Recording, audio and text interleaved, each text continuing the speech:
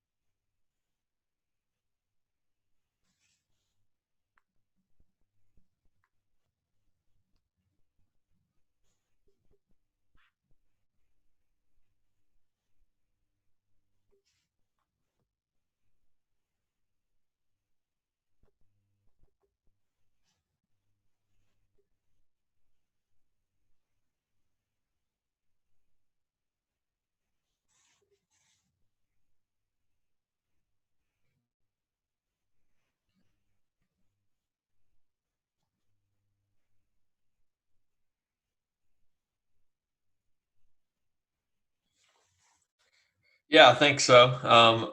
Think we saw a doubleheader weekend. The first one this year, it was like Harvick and Hamlin both finished 1-2 both days or something. Wasn't that right? Darlington or something right after the restart.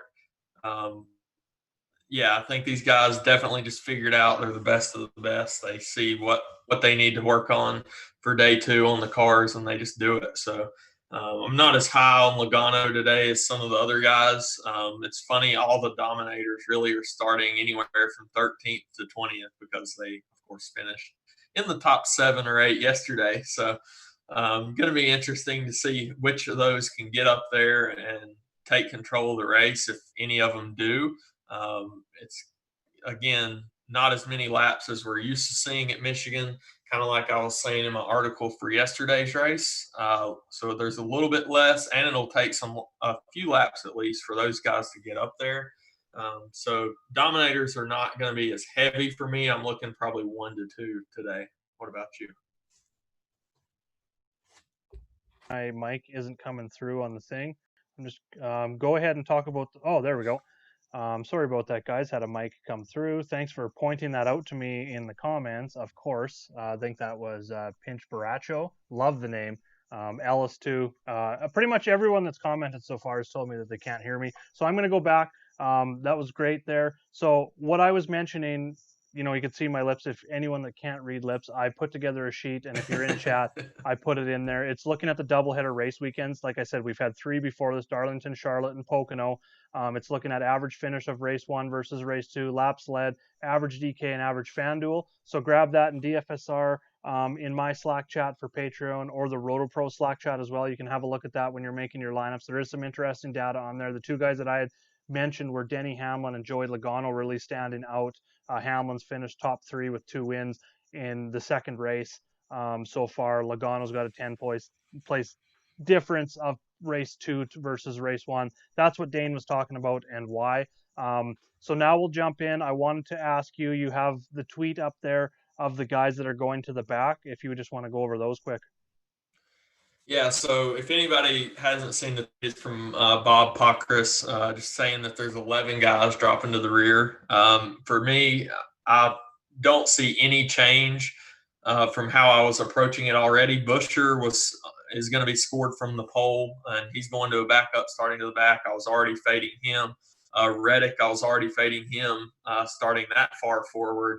He's just not a guy that I think can dominate the race. So I'm not playing him starting third. He's He's going to a going. backup That's anyway. right. That's right. Yeah. Almirola fifth, also going to a backup car. is not really going to be for me today either. From then on, the other guys are from 25th on back, so it really doesn't affect them that much. Priest is going to a backup 25th. They're all scored from these positions. So Newman 28th, going to a backup. McDowell 29th, Austin Dillon 31st, Custer 34th, Nemechek 36th, and then Poole and Belicky are also dropping to the rear, even though they're already back there. For those guys, I mean, this is a long race still. I mean, 100 and some laps is plenty of time to get where they need to be. Place differential plays, especially, I know we're going to talk about Austin Dillon. I mean, he's a great play starting where he is. Yep. Scored from 31st. What is he dropping 5 spots back? When it all push comes to shove, he'll make that up in probably one few laps. I mean, who really cares? So it doesn't affect me at all, except for it just confirms the fate of those first few. He did have some other tweets about who will now move up. One thing I thought was interesting was that Will Byron was starting 7th, would have been on the 4th row, and now because 1st, 3rd, and 5th are going to the back, that whole row just moves up. So he's going to be actually on the front row with Boyer once all that changes. How long those guys can stay up there remains to be seen. As from watching it a little bit yesterday, I've seen the ability clearly to pass if you got on that top lane and got just that top line just gets a massive run. So if Boyer is going to be on the top side, I believe still, yeah, he's on the outside probably already. So I would assume that top row is going to have a nice restart. I don't see Byron getting out there in front and leading, especially at the beginning.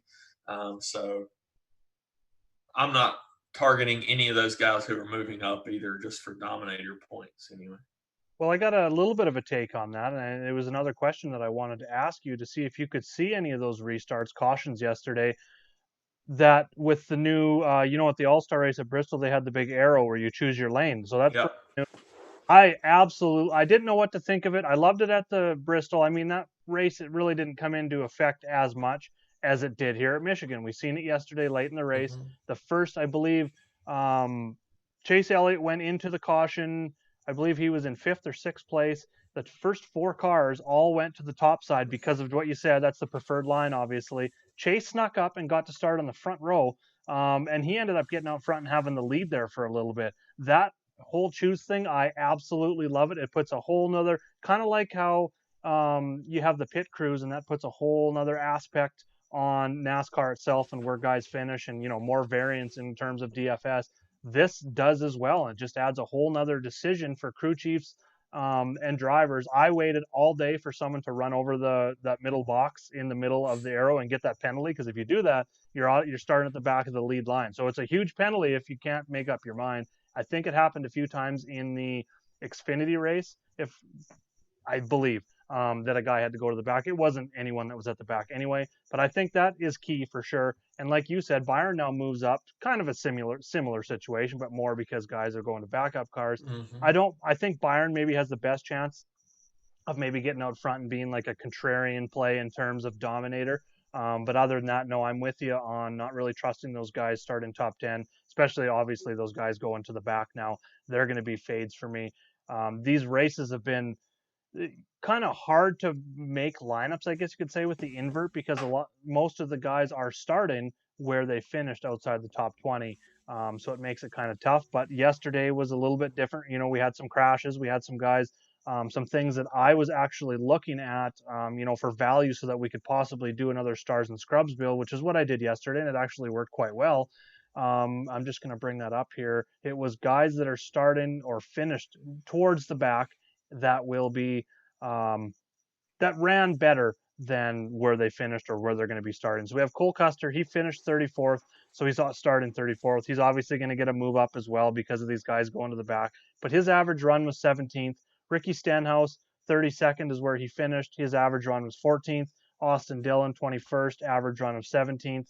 John Hunter Nemechek, 36th, average run of 25th. And then one that stands out a little bit, not so much from a value, but more of a GPP, would be Alex Bowman. He finished 21st, just outside of that invert line, so he would have almost been on that front row. He was one spot away from starting on the front row today. Instead, he starts 21st, and he had an average run of 10th yesterday. It was quite impressive, the speed that he put out. That is a guy I'm definitely looking at. He has double-digit place differential, top 10 upside, and he's kind of that mid-tier price. So that's one piece of data that I took away from yesterday. Those guys, and especially Bowman, that I'm going to be looking at as well. Yeah, I really like that. A guy that was popping when you posted that for me was Ricky Stenhouse. I hate playing him. I'm sure we'll get to him. I'll leave that for later, but I'm going to like him again today. I thought he was a fine play yesterday, and now looked like he had a good car. He's Yeah. always boomer bust, but he's a guy that one of the takes that I have about the choose line is some of these guys, if they can get in that top anywhere really in the top 10, like him that needs a win to get in these playoffs, if they can take the different approach and get maybe second on that front row or something, or second in the second row on the bottom side, the worst lane, but starting actually third compared to maybe if they're eighth or ninth, and they're going to take that shot to get a win. So makes them more boomer bust. They could get out there and get you a win. I mean, Yep. when it comes down to it. So starting back where he is today, 32nd, is I think he's a great play for tournament. Yeah, I mean, even if I mean, we can't really trust him in cash games ever, but that 7,300 price tag, we only Yeah, I need know. 35 points out of him, like for floor or 5x value, and that's outside the top 20. Um, Yeah. that's excellent value. And he was actually looking at the doubleheader weekends. He's another driver that really stood out in the data. 27.3 average finish in race number 1 at Pocono, Charlotte, and Darlington. 14.7 in the second race. Very, really good. And in terms of fantasy scoring, we're looking at like a 30-point difference in DK average DK scoring and a 22-point difference in FanDuel scoring race 2-1. So that really stands out there for me as well. I mean, obviously the top guys, and he isn't one of the top guys. He's outside of kind of that top 20 drivers in the sport, maybe top 15, but he hasn't been finishing top 20 in the very first races is what I'm kind of getting at here. We're going to see obviously a pretty big difference in DK and FanDuel scoring when looking at that sheet that I made up, because the guys that are finishing, top 5 the first day are obviously starting like 20th, 15th to 20th. The second day, they come with a lot more place differential upside, which turns into more fantasy points. So the thing I'm really looking at the most is laps led and finish position, just to see if guys can actually dominate the second day if they're having better days. And so those are some drivers that definitely stand out. On the flip side, here's some drivers that don't stand out. Of course, I'm going to start with Kyle Busch. I didn't wear his hat today. He's really pissing me off, Dane. I really thought he had the speed yesterday. It looked like Harvick got to him, and I swore at my wife so bad because Harvick was like, it looked like he took him out. But then they replayed it again and again. He never touched him. He took the air off of his left side, and Kyle did good saving it, not getting into the wall, and ended up with the top 5 finish. But he had the speed at that time. It looked like he was going to maybe be up there and go for the win, but that really set him back for the rest of the race. So screw Harvick and taking his air away and winning the race again. But Kyle Busch, 12.0 average finish, race 1, 23 race 2. Christopher Bell, 12.7 race 1, 23.7 on race 2. Those two really stand out for me, kind of on the opposite side of things. I'm still targeting Kyle Busch. I'm going to keep doing it over and over and over again until he wins. I don't care if it's next year. Pretty soon he's going to be in the 8K range, and it's just going to be an auto lock every week to make 5 lineups around Kyle Busch. Can't ignore 2-time champion, 9,400. Especially, I didn't get to check the ownership of yesterday's race, and I probably should do that. I was going to do that before this, but if the ownership keeps going down along with the price, I'm on board. How about yourself? Yeah, he's the cheapest of those guys from 13th to 20th that are the main dominators for us. Usually, as far as where they finish and where they run, a guy that I'm interested in is his teammate, and obviously not being a homer still, but Truex. I mean, he had trouble yesterday early in the race and ran. Took a long time for him to get his lap back and everything, but he ends up getting third. I think maybe some people will just see kind of what he was doing yesterday didn't pay off for him. overall because he didn't lead any laps, didn't really have many fastest laps, I don't believe either. Let's see. Truex Two. had no. Yeah, two fastest laps. So Positive nobody thing on that him. played him yesterday liked it. So Yeah. No, yeah, I'm with 18th. you. I He's hope probably my favorite. Him and Kyle Busch, and that whole team ran good yesterday. Is the main thing that is getting me onto them again. Hamlin average run position was 4.5. Eric Jones 6.6. Kyle 6.6. All in the top 5 in average run position. So yeah, they were fast. And when we have these invert races, when we get all the fastest cars from yesterday starting back 15th to 20th with all this place differential, I mean, Harvick, Hamlin, Truex, Keselowski, Logano, Blaney, Elliott, Kyle Busch, those are the top, what is that, top six?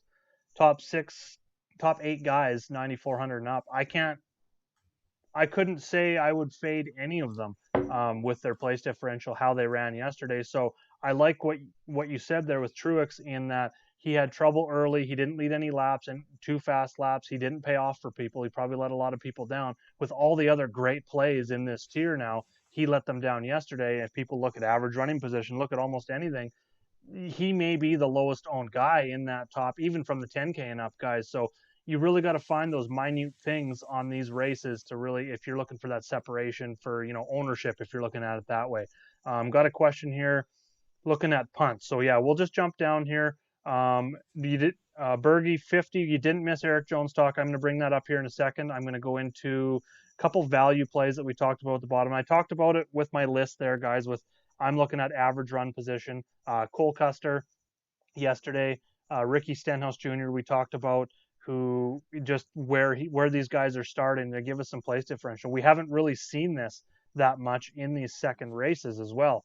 We got Ryan Newman. I think you said he's going backup car, but 28th starting position for Ryan Newman. He's going to like 35th to 37th, somewhere in there to start the race. Like you said, these guys that are down here that already have like 25th and back starting positions, I'm not worried about them going to the back in a backup car at all. They should be able to make that up by at least the competition caution. Oh no, there isn't one today. So easily by the end of stage 1, I would think these guys are back to pretty at least where they started, maybe even with some plus. Austin Dillon, John Hunter Nemechek, that group in the 7,500 to 6,400 range on DraftKings, there's 5 guys that I like. So I think we can go back to doing like a 20 max build, loading up with these top guys and then just intermixing, like I had talked about yesterday, all these lower guys so that you don't overexpose yourself to any of these lower high risk guys down here. And then Ty Dillon, Corey LaJoie I've got as like GPP only just because of where their starting positions are. Anyone else that I didn't mention that you're kind of looking at down in the punt range? no, I think I'm right in line with you. It's really tough when you get down to the 6K and below range because there was a few plays that we liked yesterday, or I did. Priest, Ty Dillon, and LaJoie were all viable at least, and now they're all starting in the low 20s. When you have guys in the upper 6, low 7K range that you can play starting in the 30s. Also, like I said, I think you just jam a lot of those in and then get you a couple dominators up top that have place differential as well. I think that's the way I approach it. And those guys that you mentioned, the 5 that you mentioned, are all my favorites. If I had to rank them, I would go Austin Dillon 1 just because of where he's priced. 2 is Stenhouse because of his boomer bust upside. I love that for GPPs. He needs to win. He's going to take a bunch of chances, I think. So it could burn you, but I like him for GPPs for sure. And then 3rd would probably be Newman, 28th, going to a backup car. You always think of him as like a 15th type place guy. He's maybe a little safer of a bet, especially over Stenhouse. Then the other 2, John Hunter and Custer, are basically a toss-up starting from the same spot, but Custer is in better equipment, so I Yeah. probably have to side with him, but he's at that 1,100 or more. So Um, take your pick. Yeah, I agree with you there. If you want to go super punt, Buff Studwell here, another great name. Like we're just the names today are amazing. It brings a smile to my face. Asking about Josh Belicky starting 39th. Actually, he's probably going to be bumped up already, starting with positive place differential because of the guys going to the back. 4,700. So he's less than 5K. We only need like 23, 24 points from him. He got 28 yesterday. He hadn't raced in a while in the Cup Series. He's been on track a lot this weekend. Are you interested in him at all in the Superstars and Scrubs? I hadn't really thought about him, but I'm kind of looking at it. Probably not on. Well, you know what? He's minimum price on FanDuel, so that you can fit him and then pretty much get 4 guys on FanDuel because he's only 3K. On DraftKings, yeah, I think it's viable. You only need let's go look at the matrix here. He's starting 39th, and if we scroll over and at that 23-point mark, he only needs like a 30th place finish really to hit his 5x floor, and I think he can definitely get there. So I don't mind that at all, to be honest. Great call there, Buff.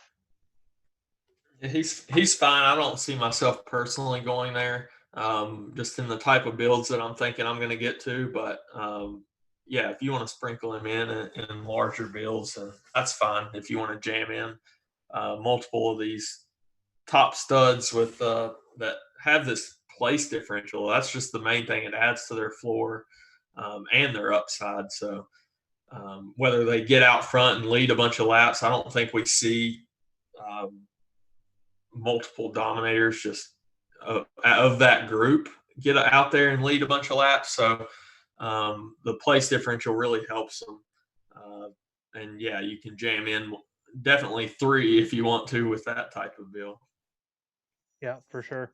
The other question here I was looking at, I'm just going to scroll up, make sure I don't go over any total fades. We talked about early on, who were the guys here? Tyler Reddick, Chris Buescher for sure. They're starting like near the front. They are going to the back. Who was the other guys in that top 10 going to the back that we were talking about fading? Almirola, Reddick, and Buescher. Almirola, Reddick, and Buescher. Those would be the 3. Almirola's the most fine out of all of them, but I'm still not going there with that price, 9,200 now. It's going to be hard pressed for him to pay off. He'd have to get out and lead, and I don't see that happening. A lot of things got to go right for him to hit value. Honestly, I'm fading. You could potentially play a Boyer or a Byron and hope that they get out front early and lead until somebody, a better car, I guess, gets out front and takes them over. But I think I'm personally leaning towards fading first through 8th at least, maybe 9th. Starting spots, the way that they're being scored from. What do you think about that? Yeah, no, I agree there for sure. Yeah, I don't know. This mid range is. I really can't get on anyone other than you mentioned Byron, right? Earlier because of him moving up. Yeah. GPP. I mean, Bowman there. Other than those guys, where's Kurt Busch starting today? I'm just going to scroll over here. Got way too many tabs going. 11th. I don't mind that as GPP. If that would be more of a FanDuel play for me, just because there's not a lot of place differential upside. I think he can for sure finish kind of where he started. So definitely looking at that. I was just looking at another question here. My screen just went black. Yeah, real quick. My favorite 2 up top, I don't think I ever ranked them or anything, but my favorite 2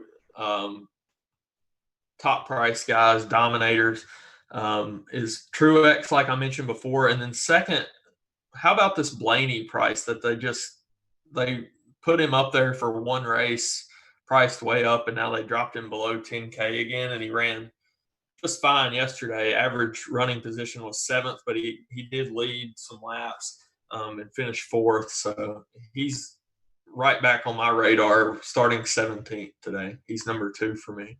He's way too cheap. Way too cheap. He should be starting where he's starting. I mean, they can't price everyone in the 10K range. I get that, and they kind of got to rank them. I don't know how they actually go ahead and rank them once they get all these guys, how their algorithm works. I have no idea. But him starting 17th, we're looking at 50 points is kind of what we're looking at from him. And that's like a 7th, 8th. He maybe even if he leads some laps, get some fast laps, a top 10 may be all we need to hit that, bare minimum value that we need of him, giving him a ton of upside at that sub 10K price. So 100% I'm on board with him. What you have to do today, if you're not building 150 lineups, is you have to really go in that top tier of those guys, all the way down to Kyle Busch, start in 16th. Everyone starts at least 13th or back ahead of him in price. So you really have to narrow down out of those 8 drivers and take, if you're doing 20 max, I would say 3-4 max out of there and build around them. Not build kind of like one lineup with Harvick and one with Hamlin and one with each of them. I would rather take 4 of them and make multiple lineups with those 4 than rather spread those guys around. I'd rather spread it down below. Then if my core hits, then I've got multiple chances to try and take down that 20 max versus I've only got one chance if Harvick and Truex work out together. Whereas if Harvick and Truex work out and I've got 5 lineups built around it, I've now got 5 chances. They finished 1-2. They both led 60 plus laps. I've now got 5 chances or 10 or however many lineups you're building around that core to work. So I'm not going to have exposure to all of them. And if I had to rank them right now out of those 8, my 4 that I like the most would be Hamlin and Harvick, Kyle Busch and Blaney. All right, I'm just going to look at these questions here. Yeah, Belicky was at Road America. Thanks, Bud. Watched that there yesterday. That was a darn good race. After getting rained out, they had the rain tires on. Excellent ending as well. Did you get to see any of that? I didn't. Yeah, you were busy. That's right. Geez, I lost the question I was going to answer. Fire away if I didn't answer your question here, because it was Matt. Matt, you had asked a question. Total fade. Oh, he was the total fades. No, we're good. We're all caught up here. Ty Dillon today. I mentioned we both liked him yesterday a lot just because of that place differential upside. He's starting a lot ahead or a lot more ahead today. I would say GPP only. He needs a lot to go right for him to hit his value. So that would be like a contrarian play. In my 20 max, I probably wouldn't even get to Ty Dillon or Corey LaJoie. I've got them blue on the sheet. I would that would be more of my 150 max. Or if you're building a 20 max, you just want to be super contrarian. You could definitely sprinkle it in a couple times with those guys, but they're not going to be high owned because of where they're starting. Because there's like I said, between 6,400 and 7,500, there's 5 drivers that I like in there. Stenhouse versus Nemechek. It's Stenhouse for me. He's just got way more upside. He's in better equipment. Nemechek needs a lot more to go right, I think, for him to hit his max upside versus Stenhouse. I know Stenhouse always seems to be wrecking, but at that price, his success that he has had here before, how he ran yesterday, if he doesn't get in a wreck, he's got some big upside. Like even 35 points is 5x. That is only like a 20 out, like I said, outside 21st, 22nd place finish. He's got top 15 upside, like 7, 8x upside. So it's Stenhouse over Nemechek for me, although I will have both. Yeah, if you, I agree completely. If you want to make it a comparison to another sport, it's almost like if you play NBA DFS, it's almost like Jaren Jackson. You play him, and you're hoping he doesn't get 4 fouls in the first quarter. Yeah. It's like just don't wreck Ricky.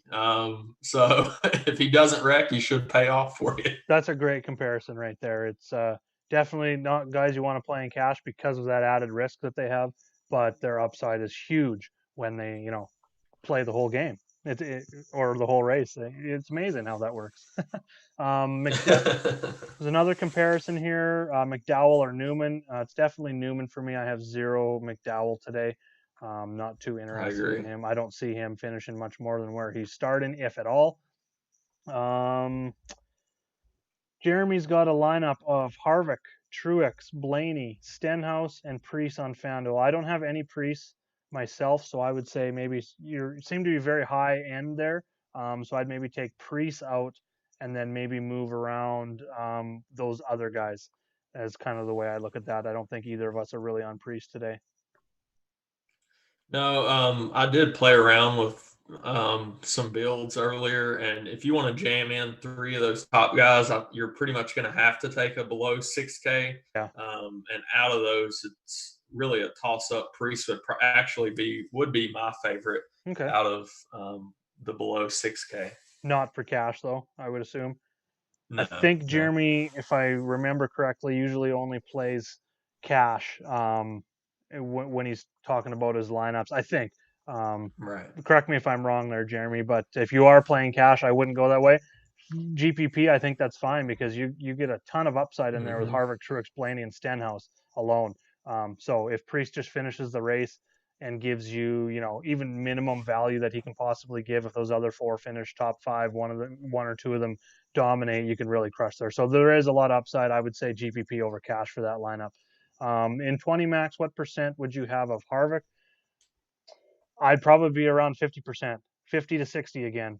So that's 10 lineups, 10 to 12 lineups for me. I'd probably get Harvick in, maybe a little less today. I'd probably say maybe let's go 8 to 10 would be kind of what I would target today, just because there is more of those high end guys that I want to get exposure to. So it might end up being 8 to 10, but I wouldn't go more than 60 and I wouldn't go less than 40. That's for sure. Yeah, I mean, I would. He's a great play. I'm personally a little bit lower on him just because I want to take a couple shots as far as larger field tournaments on guys like Truex and Blaney and even Kyle Busch for that matter up top. So fitting him is not that easy, I guess. But I would probably have him in 25%. Okay. That makes a lot of It's sense. probably a little underweight, but But there's so many top plays. Like these invert races are really weird that way. Is we get so many place differential plays, and they're usually all the elite drivers as well. The guys that obviously that were fast the day before are coming out in the same track with the same car. yeah, Although we have seen, yeah. geez, what race was that where Harvick absolutely dominated the first race, and we were like, oh well, it's starting 20th, he's going to absolutely dominate the second race, and he came out and he pretty much wasn't a factor the whole time. What changed from day one to two in their adjustments blew me away. But Was for that them, Pocono? I think Or that was Pocono. Yeah, Pocono one. I'm just trying to because find. at Darlington he did do that, and then we were like, okay, Pocono, or the next one. I'm pretty sure it was Pocono. He's gonna do it again, and then he ended up not. But No, Pocono. He finished first and second. First in the first race, second in the second one. I think it I don't was. know where we're thinking though. Then I remember it happening. It might have been early on. Geez, maybe it didn't even did he happen. lead a bunch of laps in the second race though? I'm just Is trying to that what find we're thinking? ways to be down on Harvick. I'm just tired of having to talk about him every week, to be honest with you. And I know my wife's watching right now in the bedroom, so screw Harvick. He can stop winning and share with everybody else. It's Kyle Busch's time to win, or Martin Truex Jr. or Ryan Blaney. Uh, so no, I don't care if Harvick wins today because I'm going to have a lot of exposure. So I'm definitely more about my DFS lineups and stuff like that than I am my personal cheering, I guess you could say, until it comes down to those last 5 laps of the championship race at Phoenix this year. I don't care who wins. So we'll just go with that. Let's all win some money playing DFS. Yeah, it was hard. He didn't lead. I mean, he started 20th, finished second, so he had the place differential in that second race, but he only led 11 laps, I guess There it is is. what we're Yeah, thinking maybe. he didn't dominate. Um, We had thought. he was, yeah, there was 4 guys that led more laps than him, and he did have the third most fastest laps, though, so he was still fine, but I'm sure he was the top price driver. Yeah, for sure. You guys want to throw any more questions in here? We've almost covered everyone. So, Custer thoughts. Yeah, we talked about Custer. He's one of our favorites. Um, comparing him to who's in that same price range that we were talking about. Was that John Hunter? Oh no, Ricky. No, Stenhouse, Yeah, we're kind of in that range. there Yeah, you go. Custer Stenhouse Newman. starting 34th. He was one of the guys that I had mentioned. He finished 34th, but his average run position was 17th. So he was running pretty much inside that top 20 until, was he in that wreck? Yeah, he was in the wreck. I remember him smashing into the wall with that 41 car. So before that happened, he was running inside the top 20. So that's double digit place differential upside. I think he's probably, I think his upside, you're looking at 12th to 15th. Even his not downside, but kind of his floor, I'm thinking we're looking at like somewhere in that average run to say 22nd to 25th, somewhere in there. So either way, he's one of my top values today for sure. Yeah, that pretty much covers everything. Any other questions, fire them away here, or if we don't get to them as we're closing off here, hit us up in the RotoPros Slack chat. We'll be in there pretty much up until lock here. I think lock today is 4:45 Eastern time. Whether they move that around a few minutes, I don't know. I think they moved yesterday's around, not 100% sure. either way, so we got some time to build some lineups here, about 2.5 hours or so. Skeletons will be posted in chat. You can also hit me up in my Patreon Slack chat. You can hit me up in the DFSR chat, or you can hit either of us up on Jaeger Bombs, on Twitter at Jaeger_bombs9, and your Twitter handle. It is RedStag007. Awesome. There we go. Thanks for tuning in, everyone. Oh, Jones. We forgot to talk about Eric Jones this whole time. Talked to someone before the show started. So I'm not on Eric Jones myself. Just kind of him not coming back in the car kind of feels like he's kind of in that, what do they call it, like dead duck or whatever, lame duck coming down the stretch. Doesn't have a team for next year. I know that he's probably the kind of guy, he looks like the kind of guy that's, going to try and win. I think he's from Michigan. So he's got a little bit of motivation there to kind of back that kind of disappointment that he's not going to be back in that car next year.